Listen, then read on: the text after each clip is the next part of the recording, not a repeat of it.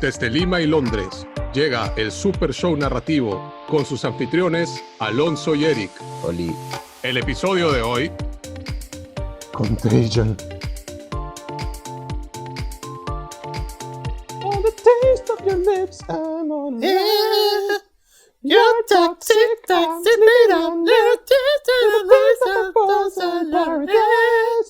I'm addicted to you, don't you know that you're toxic? Bienvenidos a un nuevo capítulo de esta época de corona narrativa. Maldita sea, seguimos aquí encerrados por más tiempo y al igual que lo que dijo nuestro ilustre invitado David de Sola la semana pasada, es un periodo de bastante bloqueo y también de bastante desilusión, pero siempre y cuando aún haya delivery de alcohol, creo que la gente podrá lidiar un poco con este problemita. Eric, ¿qué tal por allá? Por acá ya está empezando a hacer más calorcito, ya no se está haciendo de noche a las 4, se está haciendo de noche a las 8 de la noche, carajo. Entonces mis días están más largos que nunca.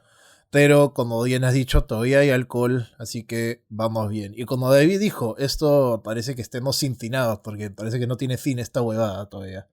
Pero vamos de a pocos y vamos con fuerza. Sí, vamos ahí adelante. Para todos los que escucharon el capítulo de la semana pasada, espero que hayan tenido una gran experiencia y hayan aprendido tanto de nuestros invitados como nosotros. Pero, ¿qué nos trae el día de hoy? Bueno, una película que hasta la actualidad no había ganado tracción y no había ganado atención de parte de muchas personas. Se estrenó en 2011, tuvo sus buenos reviews, sí. Y luego se fue para su casa para darle paso a Side Effects. Estamos hablando de la película llamada Contagion, que no se debe confundir con Virus, película asiática. Tampoco se debería confundir con toda la oferta de películas de contagio que hay ahí.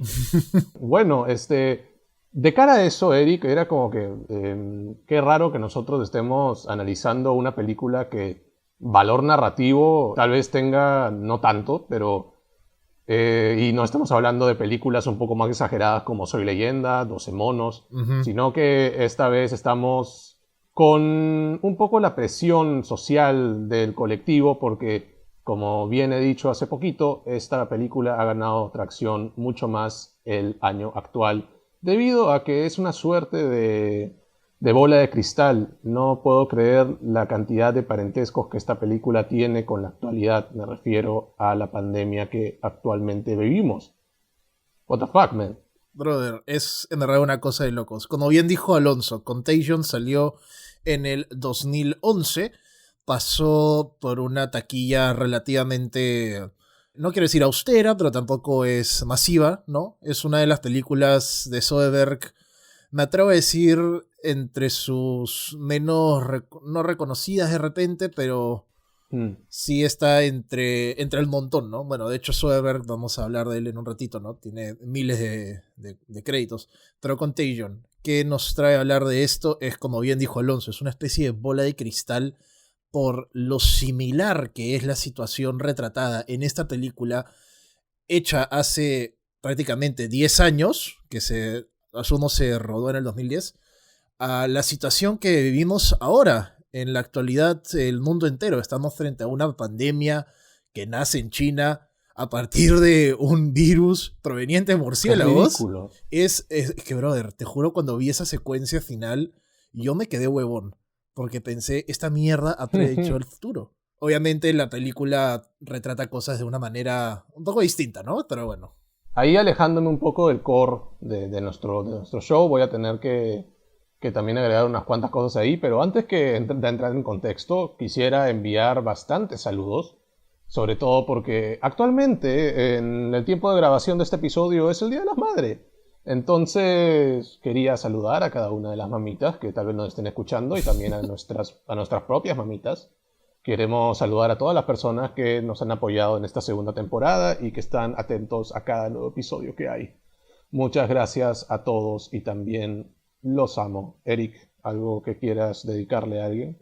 Nada muy en particular, salvo a mi madre, a mi mamita también. Un saludo muy especial para ti, a mis abuelitas todavía.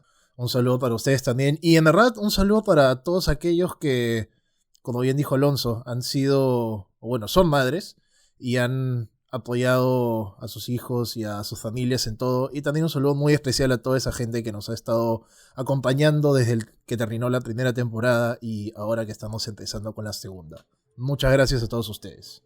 Excelente, ya tuvieron, porque nos están escuchando una semana después, ya tuvieron su post del Día de la Madre en Instagram y Facebook, así que todo bien por ustedes. Vayan a ver esas Volviendo al películas. tema. Son muy buenos. Volviendo al tema. Quería primero dar hincapié, esta película, si bien muchas personas pueden intuir, ha predicho el futuro, creo que hasta los mismos guionistas y sus referencias más aproximadas a lo que vendría a darle forma a esta historia, ya habían dicho que no se trata de si es que va a pasar, sino se trata de cuándo va a pasar. Claro.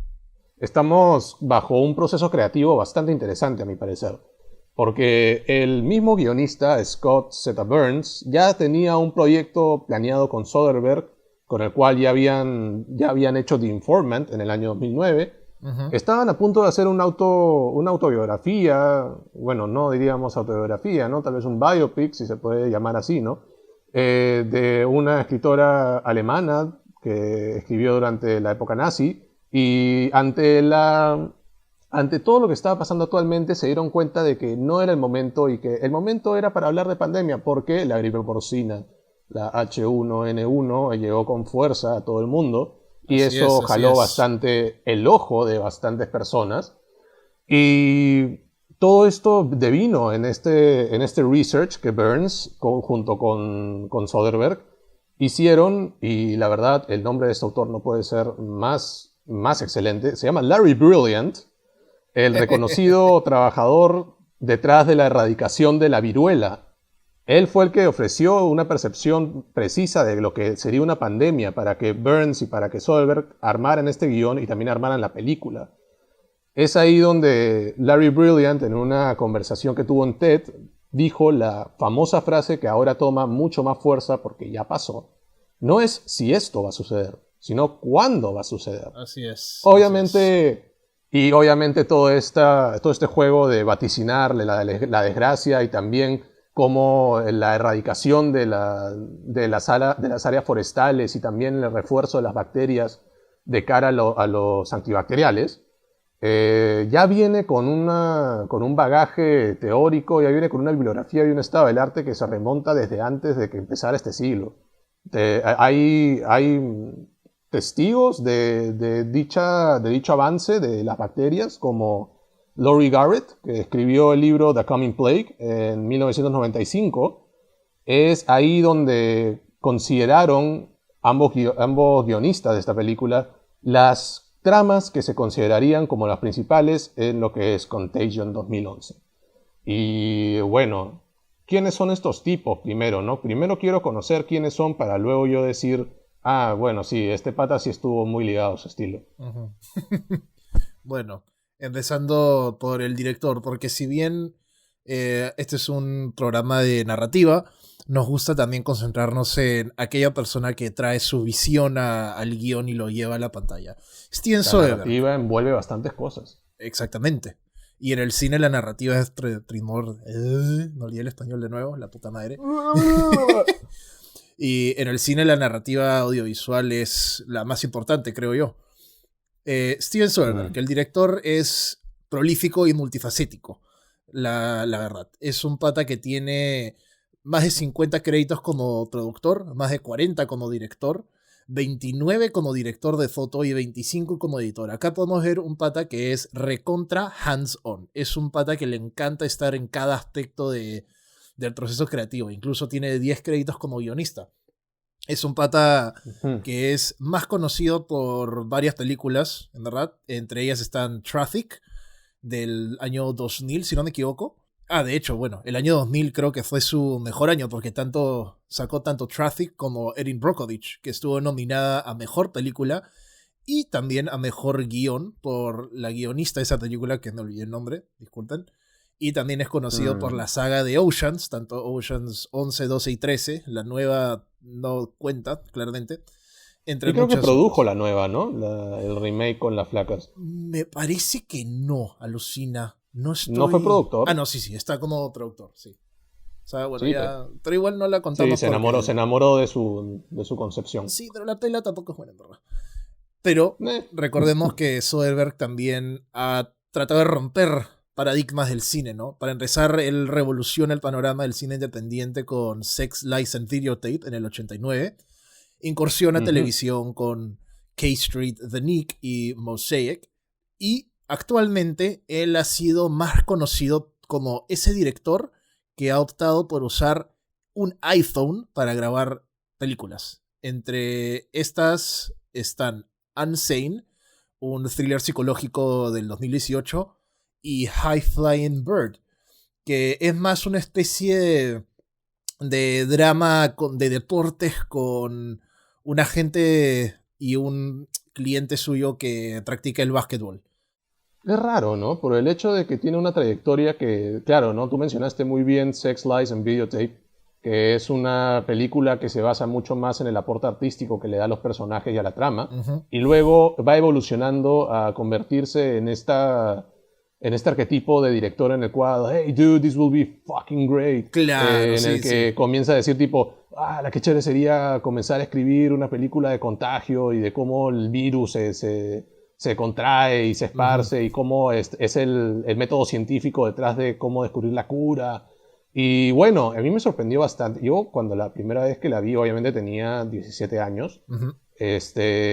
Obviamente ahí mi mente era un poco más impresionable y me dejaba llevar mucho por cómo se jugaban las piezas de esta trama. Y definitivamente esta trama se ve de manera fragmentada. También se lee bastante por la lógica de las piezas de rompecabezas. El Sí. señor te va dando escenarios, te va dando personajes y te va dando roles, con los cuales tú podrás llenar el panorama y darte cuenta de cómo es que funciona esta realidad, cómo avanza el virus y qué está haciendo la humanidad Ujú.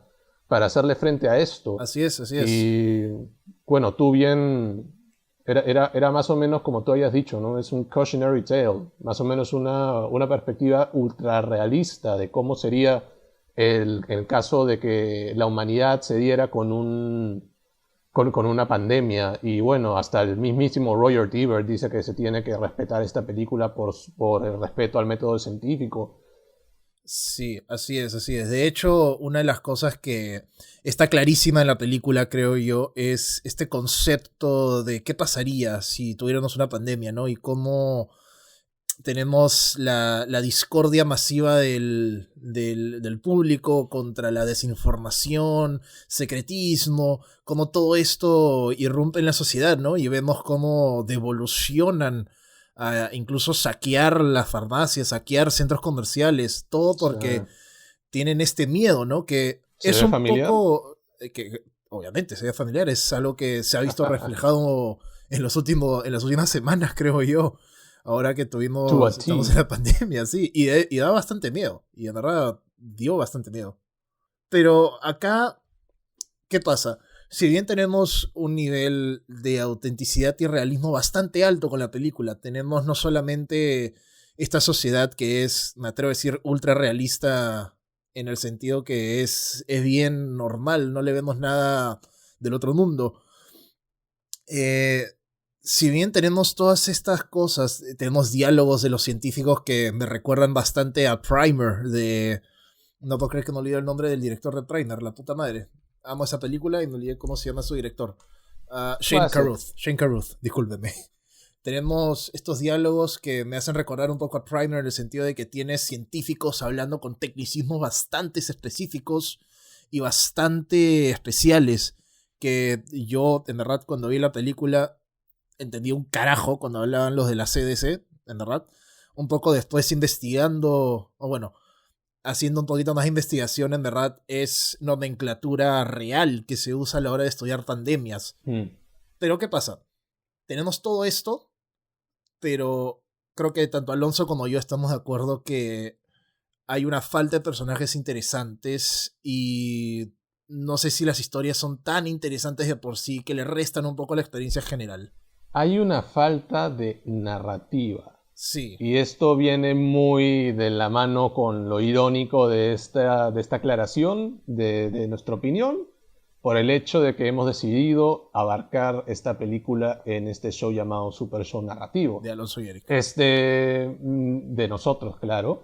Y bueno, voy muy de la mano a que si bien nuestro show se basa en apreciar y también describir cómo funcionan las aristas y los distintos mecanismos que hacen que una historia se vuelva interesante y provechosa, yo también quiero poner hincapié en que hay momentos en los que una idea puede ser aterrizada de una manera documental, como pasó aquí, pero que tuvo bastante potencial para ser aterrizada como un drama de calidad. Y me parece que esta película demostró bastante potencial que no aprovechó.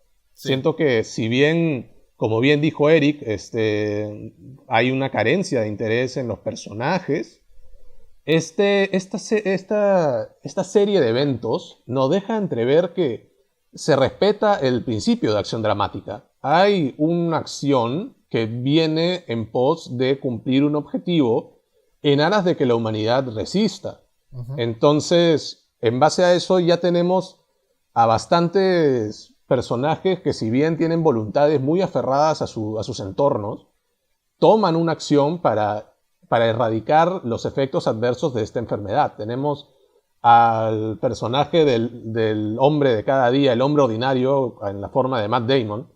Haciendo a Matt Damon. Haciendo a Matt Damon, si bien Matt Damon tiene un carisma y también una presencia enorme en la farándula hollywoodense, nos parece también que Matt Damon solamente puede hacer a Matt Damon desde que no lo vimos hacer de Matt Damon.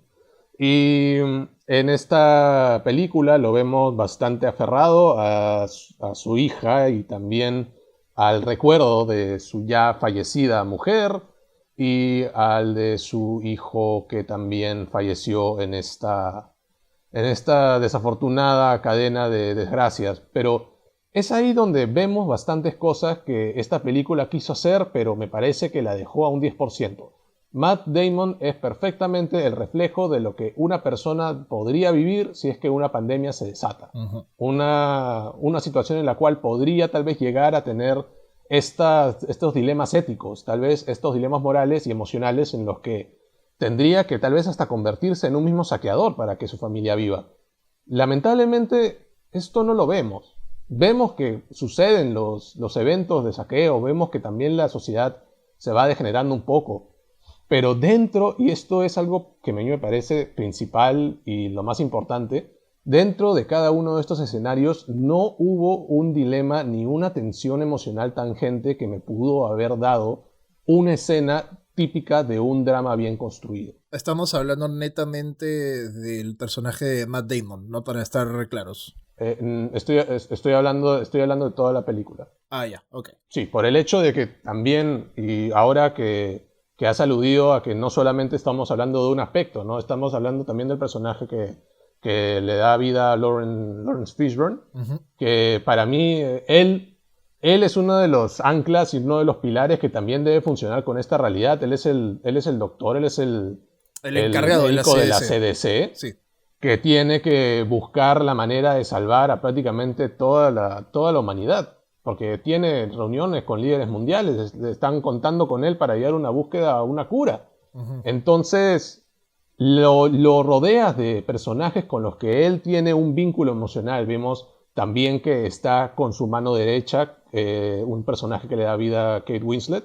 Y para todo esto quiero que se den cuenta que estoy mencionando el nombre de los actores porque los personajes no dejaron ningún impacto en mí.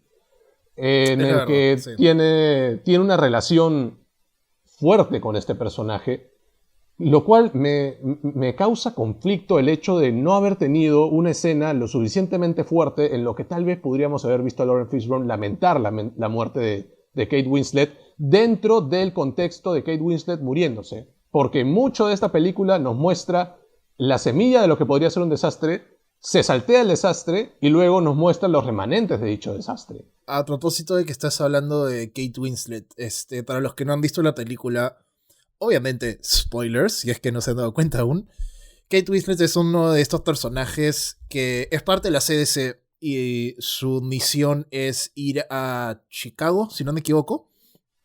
Creo que era Chicago.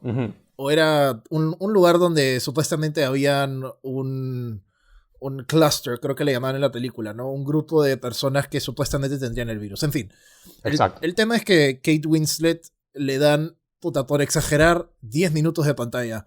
Y es un personaje que, en verdad, es Kate Winslet. Es una actriz que todo el mundo ama, ya sea por A o B motivo. Yo la amo porque me parece que su actuación en Eternal Sunshine es gloriosa y me encanta como actriz también. Mm, Pero en esta película no le dan mucho con qué trabajar, la verdad. Es un personaje que aparece muy poco. Su personaje es literal doctora que trata de buscar, de buscar el virus, se enferma y se muere por el virus. Y la última toma de ella es ella en una fosa común. Que si bien podríamos decir es lo que realmente está pasando, ¿no? Tenemos muchos doctores y muchas personas, investigadores, entre ellas, que están literalmente dando sus vidas tratando de averiguar qué es lo que está pasando con este virus que está matando a tantas personas. Se ve en la película y se está viendo acá en la vida real por toda la gente involucrada en los sistemas de salud que lamentablemente están falleciendo debido al coronavirus. No nos da nada acerca de ella como un personaje para que realmente nos interese tanto su muerte. Eso. Al momento, Eso. sí. Y fue algo que me molestó un poco porque yo quería aferrarme a ella como personaje. Yo quería que me importara. Estaba haciendo algo bastante noble. Pero al ¿En final serio? del día, sí, al final del día no había mucho de qué aferrarme de ella, la verdad. No, no, y mira, ahora les vamos a dar nuestro pequeño taller de guión gratis en el Super Show Narrativo capítulo Contagion. Como bien ha dicho Eric y también presenté la idea, esta película se trata de escoger tramas, por el hecho de que trata muy, muy pulcramente el hecho de ver cómo una pandemia se podría propagar por el mundo entero. Y Bueno, cómo y la de humanidad, hecho, y cómo la humanidad reaccionaría a eso. sí, y de Definitivamente. hecho, déjame interrumpirte ahí solamente un segundito, Alonso. Este Uno. manejo de distintas tramas es algo que me parece es bastante, no sé si bastante común con Steven Soderbergh como director, pero es algo que sí se ve un poquito en otras películas de él, en especial en Traffic. Traffic es una película que maneja 3 tramas distintas. Entonces, de cierta forma, no estoy seguro si esto fue la idea principal de Scott Burns cuando escribió su guión, o fue más ya la colaboración entre Soderbergh y Burns al momento de sentarse juntos y decir, ya, ¿cómo Mm. vamos a traducir esto a pantalla, no? Ujú. Ya, mira, desde el vamos, esta película tiene un concepto que se muestra bastante interesante y obviamente es lo que les hizo ver a los ambos guionistas, incluso el director, Ujú. que también es uno de ellos, que esta película iba a tener una gran llegada y iba a tener también un gran rédito, un gran nivel de profit. Ujú. Porque estamos hablando de un tema que en la actualidad se está temiendo bastante y que tuvo su primer brote con el H1N1. Entonces, tienes esta idea de alto concepto, que es ver cómo el mundo reaccionaría a una pandemia. Tienes un reparto coral de personajes que cada uno puede ser el protagonista de su propia historia. Eso es dificilísimo en una narrativa. Y Sí. este contexto de pandemia te lo da en una bandeja de plata. Por el hecho de que tú tienes un problema y bastantes aproximaciones al mismo, de base a los cargos que las personas tienen dentro del mundo. ¿A qué me refiero? En el reparto de esta película vemos a un padre de la vida cotidiana que quiere mantener a su hija a salvo y sana.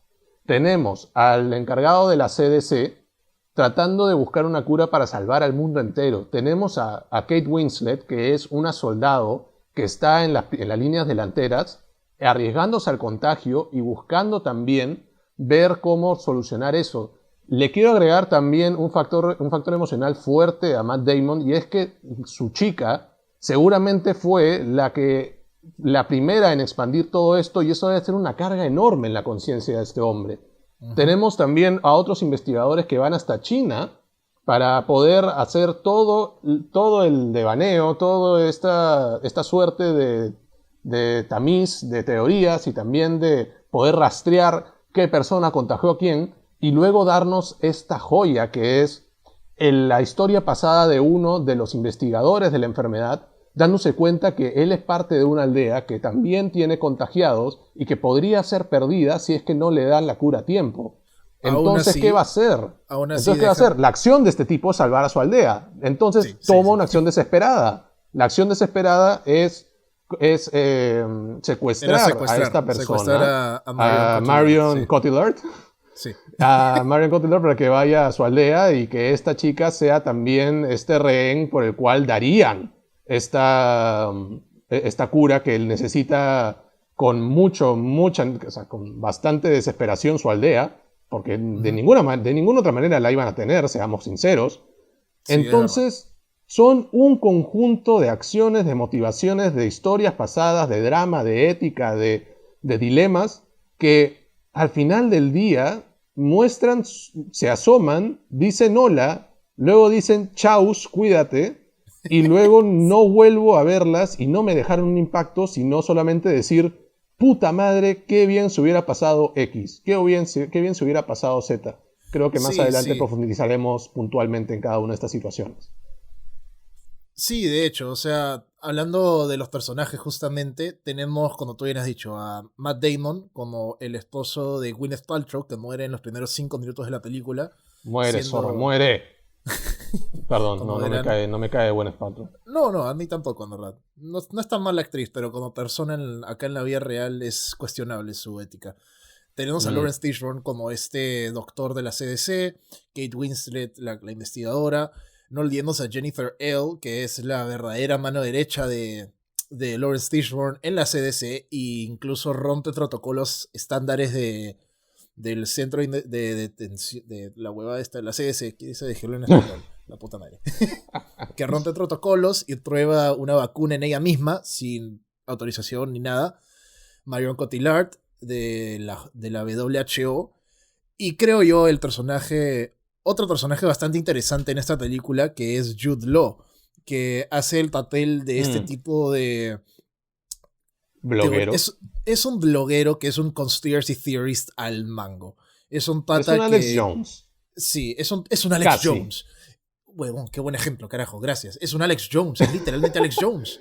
Es un huevón que te va a gritar a todo pulmón fake news. Es un pata que en verdad trataba de vender en la película una especie de cura que era falsa, y a partir de eso, por lo que no tenemos entendido al final, un número de personas fallecen por querer usar su supuesta cura, porque el pata nunca estuvo en verdad... para todo esto, el pata había dicho, sí, yo tuve el virus, pero tomé mi cura y me curé.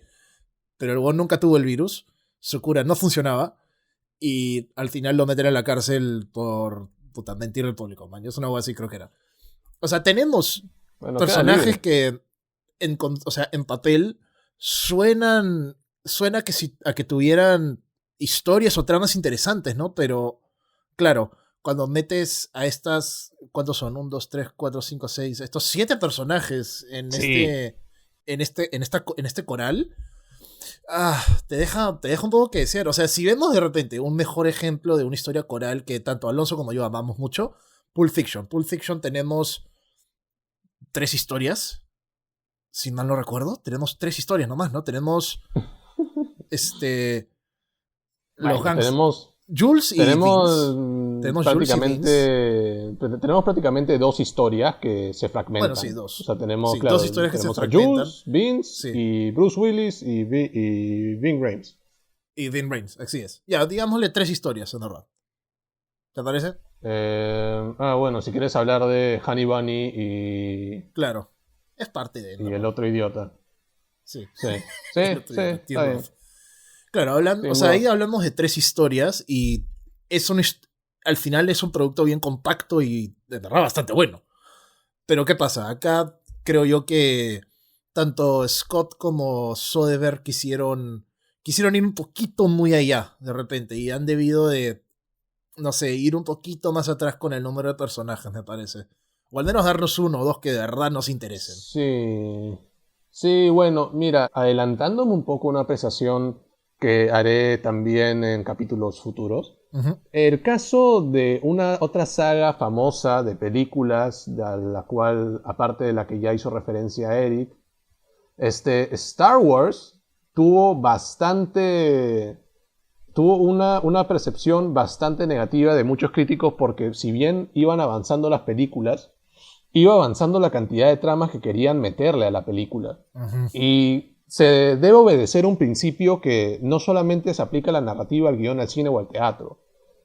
Si hay muchas voces hablando al mismo tiempo, todas se van a cancelar. Sí. Tú tienes que darle a cada una de esas voces, tal como lo hicieron en Pulp Fiction, un espacio y un interés y también un lazo emocional lo suficientemente fuerte para que cada una te cuente un aspecto distinto de lo que está pasando ahorita. Bueno, tomo también la coyuntura actual mucho como ejemplo de la mano en el que ahora todos los medios de comunicación y también todas las agencias de medios están tratando de mostrarnos distintos aspectos de la pandemia para dar la publicidad a quien sea que tenga su cuenta. Estamos viendo bastante cómo es de la perspectiva de una madre, desde la perspectiva de un enfermero, desde la perspectiva del presidente, desde la perspectiva del policía. Y yo digo, todos estos tienen historias bastante potentes. Y en esta película parece ser que más se concentraron en mostrarnos cómo es el método científico detrás de la búsqueda de la cura y cómo reacciona el colectivo.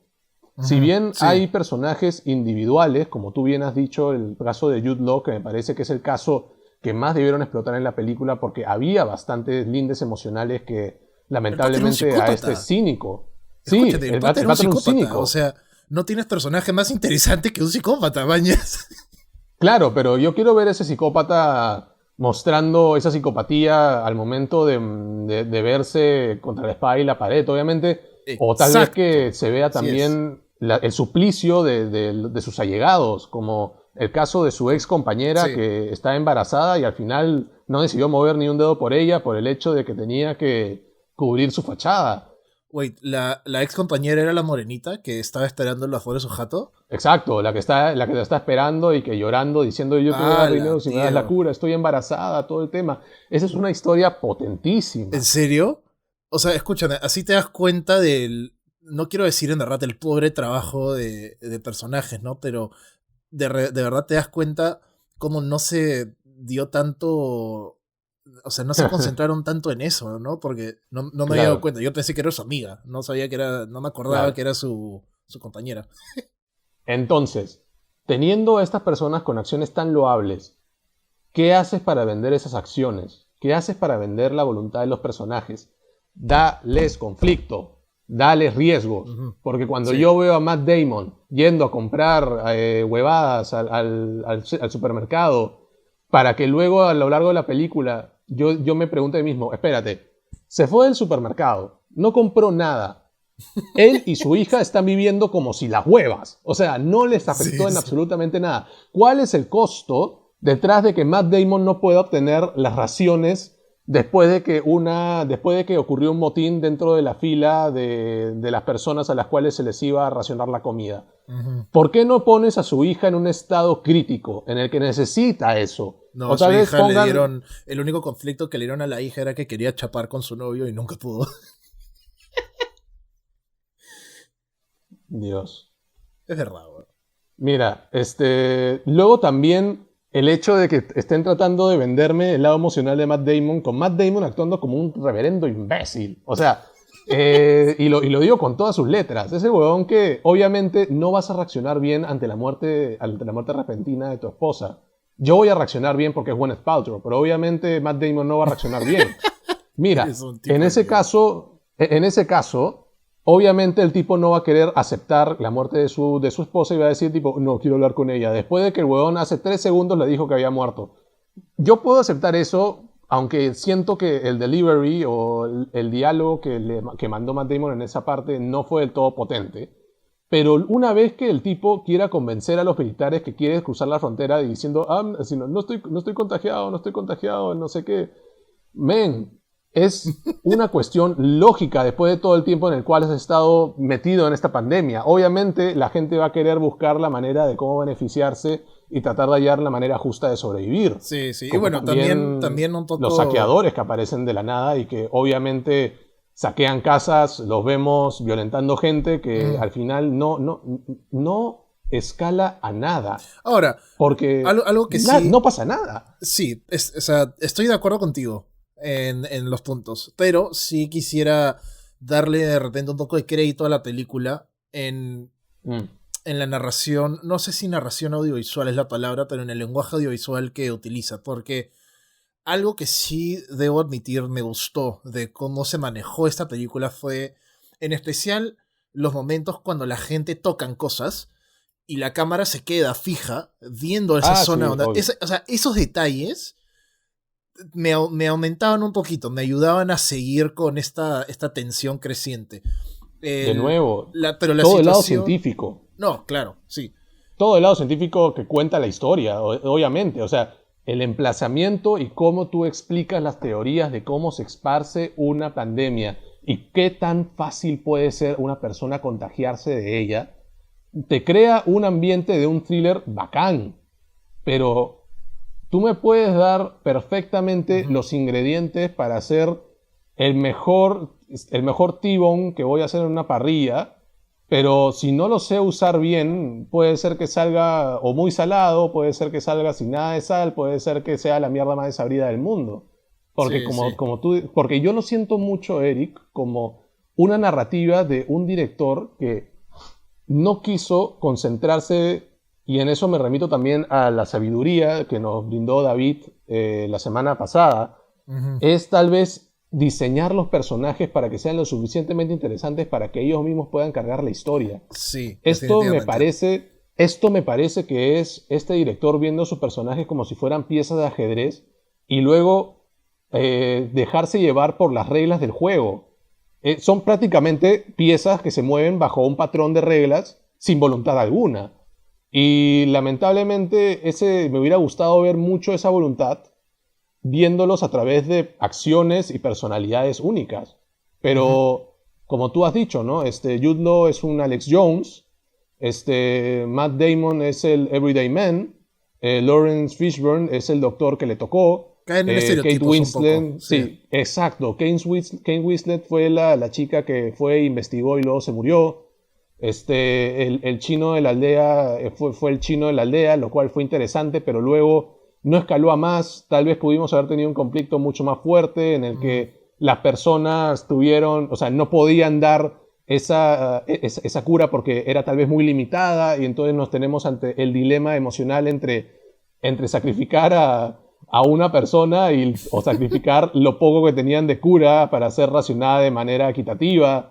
¿Me entiendes? Claro, ahora, sí, y también hubieron un par de decisiones. Otra cosa que sí me gustó de la película fue que el guión está construido de tal forma que las decisiones, o la mayoría de decisiones que tomaban los personajes, me parece que eran lógicas, no parecían decisiones estúpidas que tomaban, por así decirte, en las películas que o sea, seamos sinceros, películas malas, donde un personaje toma una decisión que nada que ver, que va por completo, totalmente en contra de la situación actual. La película se esfuerza por mostrarnos personajes que toman decisiones, creo yo, coherentes y correctas a lo largo de la narrativa. Excepto al final, con el personaje de Marion Cotillard, que si me mostraras por qué está tan decidida por regresar a ese pueblo de donde estaban los chinos, que, como tú bien has dicho, el agente le mostró y le dijo, mira, estos huevones van a morir sin la cura, así que tú me vas a ayudar a conseguirla. Cuando en el aeropuerto le dicen, sí, te di un placebo, la decisión de ella para volver al pueblo hasta que les den la cura de verdad me pareció totalmente plana. No me parece que estaba motivada de verdad. Me parece que fue... O sea, lo hizo porque el guión decía, no fue porque... Exacto. No fue porque el personaje lo quería, no lo sentí. Nunca la vimos en el pueblo durante todo este tiempo, ¿no?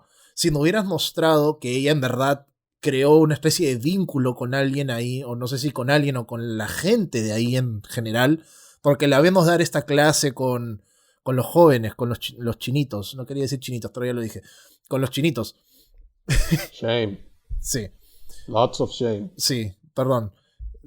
No quiero ser racista, pero bueno.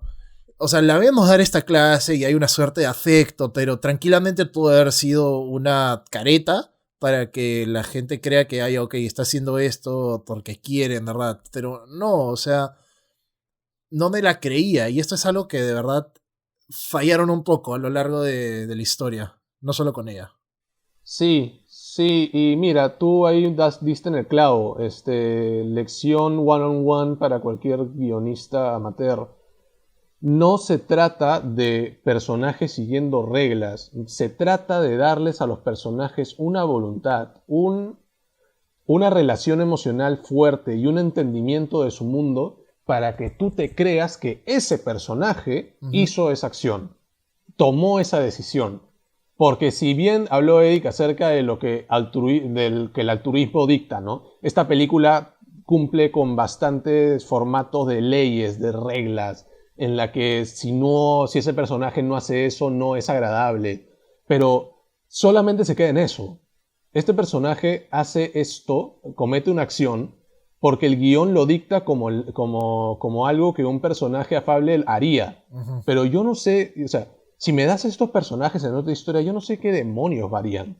Yo no sé qué rayo, o sea, más allá de las funciones que les dio el guión, yo no sé nada de la personalidad, no sé mucho acerca de cómo estas personas reaccionarían si es que estuvieran en los zapatos, si es que Lawrence Fishburne estaría en los zapatos de Matt Damon, o si es que Matt Damon estuviera en los zapatos de la secuestrada Marion Cotillard. No sabría qué sería de Kate Winslet si es que ella, no, de Gwyneth Paltrow, bueno, Gwyneth Paltrow no salió absolutamente nada, solamente salió para verla muerta. Bueno, sí vemos que más o menos cómo fue su viaje en China, ¿no? Pero todo es contexto, no afecta. Claro, mira todo lo que he mencionado antes. Esta pandemia que estamos viviendo hoy en día te muestra un coral, te muestra todo un abanico de distintas situaciones que son bastante interesantes. O sea, vemos el doctor que fue el primero en tratar el coronavirus que ahora está muerto. Vemos a la chica que famosamente se fue a una juerga sintiéndose mal y terminó contagiando a más de 3.000 personas. Sí. Vemos a bastante gente que sale a hacer delivery o sale a tratar de mantener su negocio, aunque esto no está muy bien visto, tal vez hasta no esté permitido.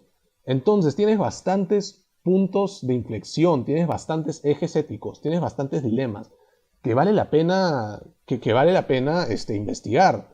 Obviamente en el 2011 tal vez no se les vino a la cabeza esto porque tal vez no lo vivieron en la carne, no lo vivieron en la vena. Claro, sí, de repente sí, nosotros como se dice en inglés, el benefit of hindsight, podemos replantearnos, ¿no? Algunas cuestiones alrededor de esta narrativa y pensar, ya, esto de repente debió ser así, esto debió ser así. Pero claro, o sea, como bien has dicho, Scott escribió esta película entre el 2009 y 2010, cuando creo que estábamos en plena pandemia, ¿no? De la H1N1, si no me equivoco. Claro. Sí. Que obviamente no pegó con tanta fuerza que ahora. Exacto, sí. Que, claro, en ese contexto no fue lo que es ahorita, por ejemplo, el coronavirus para nosotros, ¿no? Es una cosa totalmente distinta y de otro nivel.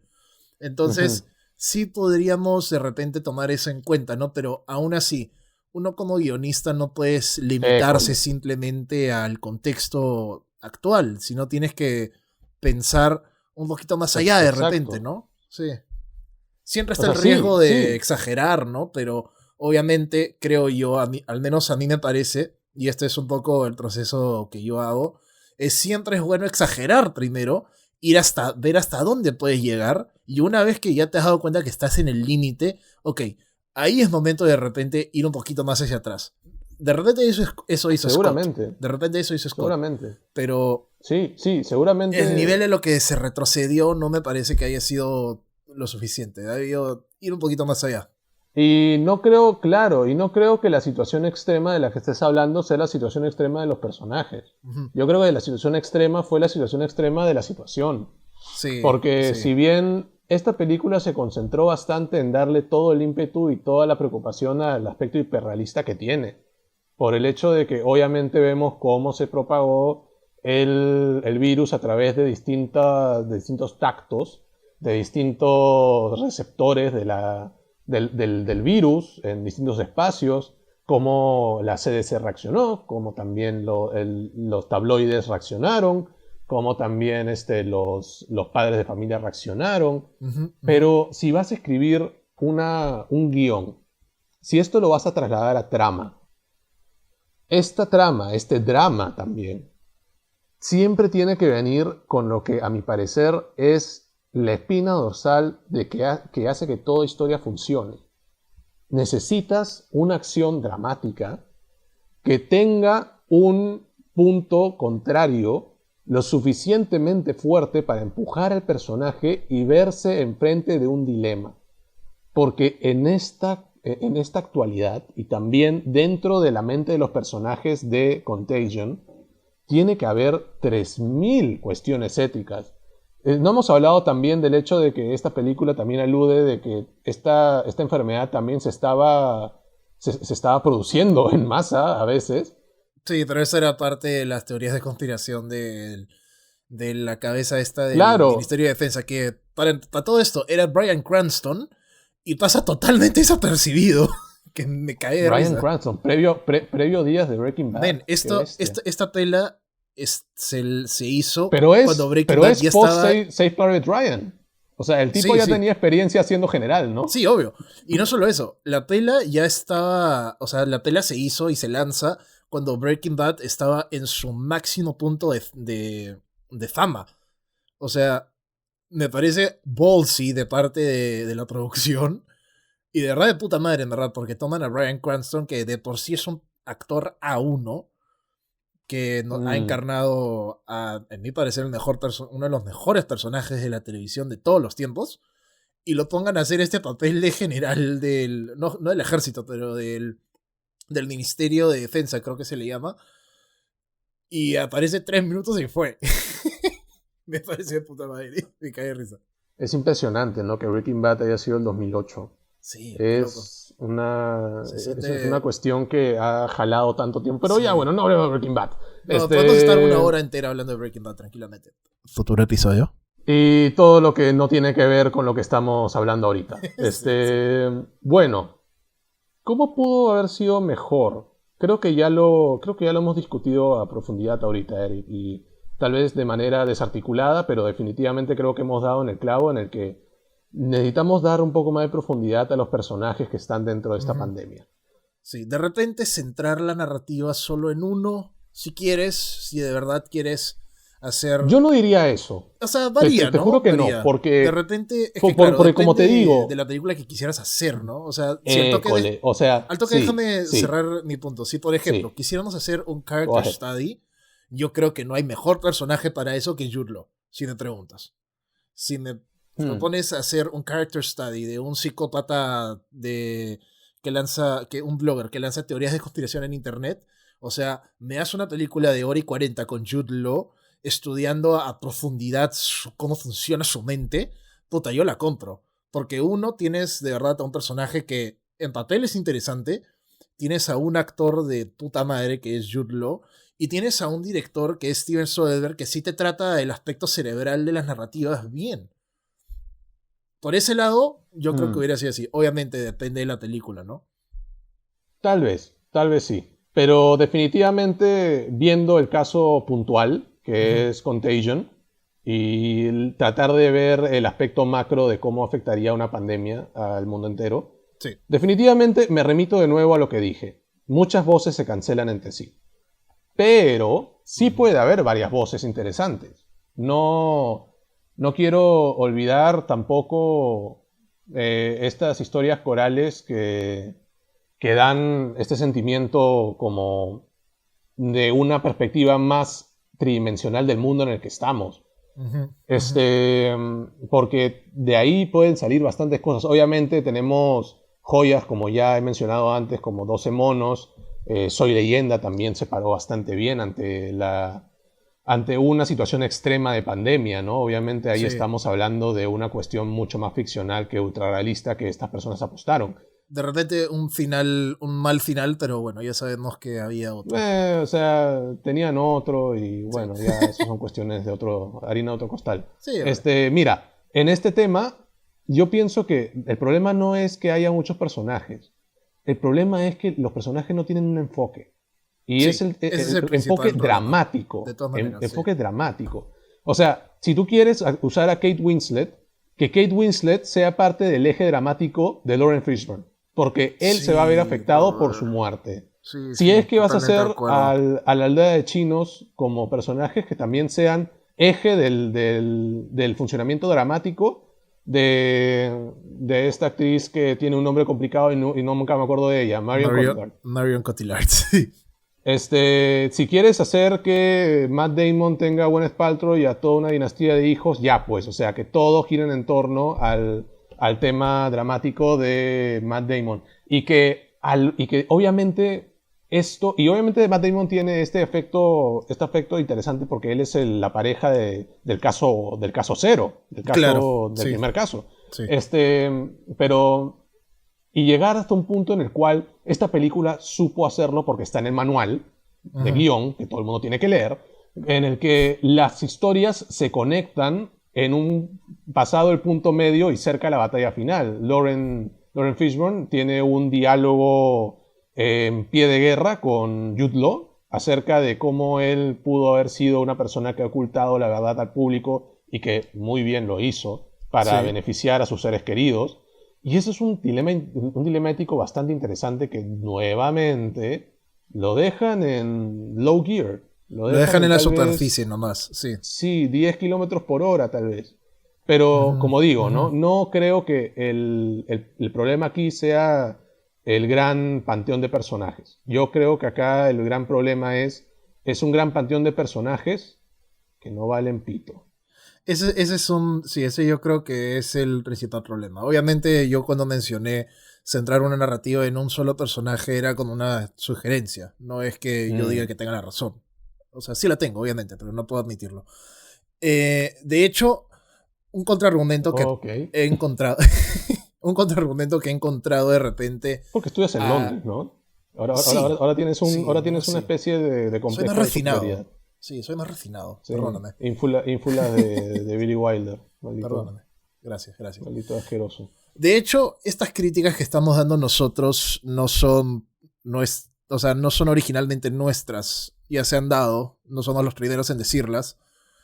Pero un contraargumento que sí había visto bastante a lo largo de nuestra investigación fue que gente decía que la historia no se trata de estos personajes, la historia se trata de la reacción popular frente a la pandemia. Pero a eso yo te digo, a mí qué chucha me interesa eso si no tengo ningún personaje ningún personaje fuerte que me interese. Para eso veo las noticias. O sea, para eso veo documentales. Para eso veo mi ventana y veo cómo Londres se cae a pedazos por el coronavirus, maña. Obviamente el 2011 obviamente no vas a ver eso, pero en el tiempo actual de esta película, si es que quieres que sea un estudio, un caso de estudio en el cual todo el mundo se vuelve absolutamente loco, bueno, huevón, o sea, si no quieres que tu película se vea totalmente en un aspecto de tercera persona, tú tienes que darnos a alguien que nos guíe en este camino de desgracia.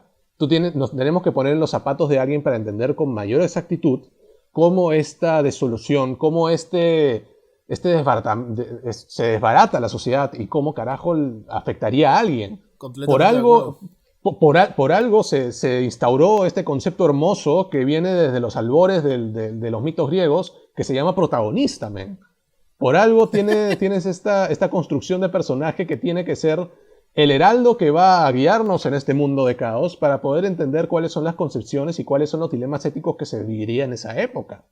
Porque si no lo haces, tienes un producto insulso que luego va a terminar siendo más un reportaje que una historia en la cual pueda verme involucrado emocionalmente y de la cual pueda aprender como persona. No estamos hablando de historias de contextos. Las historias son de personas, por favor. Así es. Pero finalmente, yo creo que problemas de personajes apartes, Contagion es una película que sí puede entretener al público adecuado. A mí me mantuvo bastante enganchado por narrar su lenguaje audiovisual, más que nada. Obviamente a nivel de personajes ya hemos dicho se puede aprender mucho. Lo que pensamos, ¿no? Pero a nivel audiovisual yo sí creo que esta también es una pieza bastante interesante de investigar, ¿no? Y se puede hacer otro capítulo de podcast totalmente aparte de 1 hora estudiando los planos que se usó, la colorización que se usó, la cinematografía en general, la edición. Y me puedo ir en floro por más porque, puta, me encanta hablar de estas huevadas. Pero este es el Super Show narrativo. Acá no hablamos de esas cosas. Yeah. Trademark. Aquí estamos hablando de cómo una historia se conforma para ser efectiva. No, o sea, en cuestiones técnicas, obviamente esta película tiene bastante que ofrecer. Ujú. No estamos diciendo que esta película sea inútil, porque si fuera inútil no estaríamos analizándola ahorita. Sí, no le hemos visto. Hay elementos que se pueden traer a colación y que son bastante provechosos y que todo estudiante audiovisual debería considerar algún día si es que quiere armar una historia parecida. En definitiva, en aspectos técnicos, esta película tiene mucho que ofrecer, por supuesto. Y bueno, en cuestiones narrativas, solamente digamos que una obra así, más que darme una mirada introspectiva de cómo es la condición humana, más me da a entender de que los humanos somos máquinas que funcionamos a través de un sistema de reglas. Pero bueno, eso ya es un tema bastante personal nuestro, que va muy de lado en lo que queremos contar en este podcast. Y que bien que hayamos tenido nuestro rant de más de 40 minutos. Está bastante bien que nuestras pasiones aún sean reivindicadas y estén bien colocadas en lo que es la narrativa. Sí. Ahora, que conste que si bien hemos encontrado problemas con esta película, como bien hemos dicho, no estemos diciendo que es mala. Me parece importante recalcar eso porque no queremos dar no quisiera que este episodio esté dando un mensaje equivocado. Esta película vale la pena verse, pero tiene unos problemas que a nosotros nos parece son bastante fuertes. Y de los que puedes aprender. Y que puedes aprender bastante, obviamente. Pero bueno, ya es la situación en la que vivimos, ¿no? Alonso, ¿qué nos toca la próxima semana? Bueno, sí, ¿qué demonios estará pasando en la mente de Soderbergh ahora y también qué estarán haciendo? Creo que también el guionista tenía proyectos a futuro, la verdad son muy parcos al respecto. Pero bueno, en el próximo capítulo del Super Show narrativo, justo hablando de un coral de personajes, nos vemos de nuevo dándonos de cara con el hermoso, talentoso y muy, muy encomiable Quentin Tarantino, porque ya habíamos dicho en el primer capítulo que los guiones de Tarantino vale la pena analizarse y aprender de ellos, y esta vez no es la excepción. Uno de los guiones más estudiados en la historia del cine, llamado Inglourious Basterds. ¿Te pudo convencer? ¿No te pudo convencer? La verdad, me vale madres. Hay bastantes episodios en esta película que se deben aprender. Manejos magistrales de tensión, personajes excepcionalmente construidos y una cuestión llamada ucronía. Entonces, para la próxima semana, Eric, tenemos una cita con Hans Landa. Ponte bonito. Uy, me pondré demasiado bonito. Esta tela, te juro que no sé si es... No es mi favorita de Tarantino. Mi favorita de Tarantino, de hecho, es Perros de la Calle, Reservoir Dogs. Esta me parece que es... En verdad, me parece que es su mejor película. Mejor que Pulp Fiction. Así te lo pongo. A ese nivel de praise estamos llegando. No, Bastardos sin Gloria es... una película muy entretenida que hablaremos muy a profundidad la próxima semana. Alonso, ¿algunas palabras antes de despedirnos? ¡Feliz día, mamá! ¡Feliz día! Vamos a estar ahí hablando de cómo un coronel nazi, detective y frívolo asesina a una familia entera de judíos. Así que hasta la próxima semana. Yo he sido Alonso Laechea, él ha sido Eric Woolcott.